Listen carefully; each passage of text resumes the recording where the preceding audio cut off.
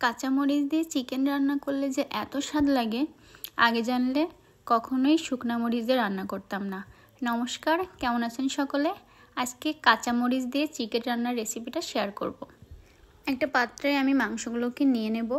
আমি এখানে 800 গ্রাম পরিমাণ মাংস নিয়ে নিয়েছি। সবটুকু মাংস নিয়ে নিলাম।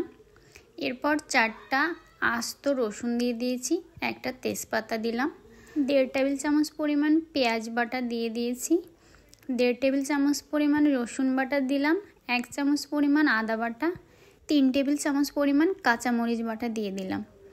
এখন দিলাম ধনিয়া গুঁড়া 1 চা চামচ, জিরার গুঁড়া 1 চা চামচ, গরম মশলার গুঁড়া 1 চা চামচ। কালারের জন্য আমি এখানে 3টা শুকনো মরিচ ব্লেন্ড করে নিয়েছি। পরিমাণ মতো লবণ এবং হলুদ দিয়ে দিলাম। এখন অল্প একটু সরিষার তেল দিয়ে ভালোভাবে মেখে নেব। আমি প্রায় 2 থেকে 3 মিনিট টাইম নিয়ে খুব ভালোভাবে মেখে নিয়েছি। এরপর ঢেকে রেখে দেব 10 মিনিটের জন্য। এখন রান্নার পুরো তেলটাই আমি কড়াইতে দিয়ে দিলাম। তেলটা একটু গরম করে তার ভিতরে আলুগুলোকে দিয়ে ভাজি করে নেব।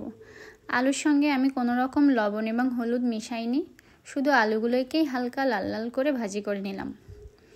এবার বাকি তেলের ভিতরে 1 চিমটি পরিমাণ জিরা ফোড়ন দিয়ে দিয়েছি। এখন দিয়ে দেব ম্যারিনেট করে রাখা মাংসগুলো। আমি এখানে প্রায় 10 মিনিটের বেশি সময় ধরে ম্যারিনেট করে রেখে দিয়েছিলাম। আপনারা চাইলে আরও একটু বেশি সময় ধরে রেখে দিতে পারেন। এখন একটু ভালোভাবে মিশিয়ে নেব তেলের সঙ্গে। তারপর পাত্রটা ধুয়ে অল্প একটু জল দিয়ে দিলাম। জাস্ট মশলাগুলো লেগেছিল সেটুকুই দিয়ে দিয়েছি। এখন 2 থেকে 3 মিনিট ভালোভাবে নেড়েচেড়ে দিয়ে রান্না করে নেব। মাংস থেকে জল ছেড়ে দেওয়া শুরু করলেই ভাজি করে রাখা আলুগুলোকে দিয়ে দেব। মুরগির মাংস খুব তাড়াতাড়ি রান্না হয়ে যায়, এই কারণেই প্রথম থেকে আলুগুলোকে দিয়ে দিলাম। এখন ভালোভাবে কষিয়ে নেব। যেহেতু মাংসর থেকেই অনেকটা জল ছেড়ে দিয়েছে, আপনারা দেখতে পাচ্ছেন। আর এই জলেই কিন্তু মাংসটা খুব ভালোভাবে কষানো হয়ে যাবে।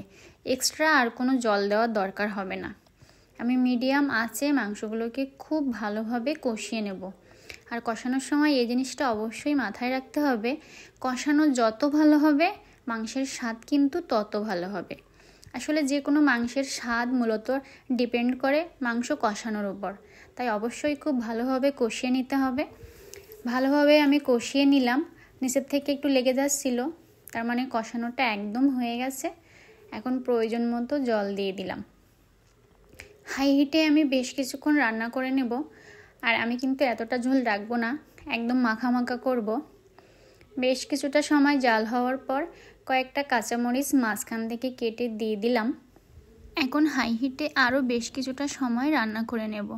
আলুগুলো খুব ভালোভাবে সিদ্ধ হয়ে গেছে, আর লবণটাও এর ভিতরে আমি চেখে নিয়েছি, একদম সব ঠিকঠাক আছে। ঝোলটা একটু কমিয়ে নিলেই কিন্তু আমার মাংসটা প্রায় রেডি হয়ে যাবে। দেখুন আমি কতটা ঝোল কমিয়ে নিয়েছি, একদম মাখা মাখা হবে। এখন উপর থেকে অল্প একটু গরম মশলার গুঁড়া ছিটিয়ে দিলেই কিন্তু রেডি হয়ে যাবে কাঁচামরিচের চিকেন। আপনারা বাসায় এভাবে অবশ্যই ট্রাই করে দেখবেন। আর এই যে মাঝখানে কয়েকটা কাঁচামরিচ ভেঙে দিয়ে দিলাম, স্বাদটা কিন্তু দারুণ আসবে, সঙ্গে ঘ্রাণটাও। রেসিপিটা কেমন লাগলো কমেন্ট করে অবশ্যই জানাবেন। আর আমার চ্যানেলের ভিডিওগুলো যদি আপনাদের ভালো লাগে তাহলে সাবস্ক্রাইব করে জয় কুকিং স্টুডিওর সঙ্গেই থাকবেন। আজকের মতো এই পর্যন্তই। সবাই অনেক অনেক ভালো থাকবেন, সুস্থ থাকবেন। নমস্কার।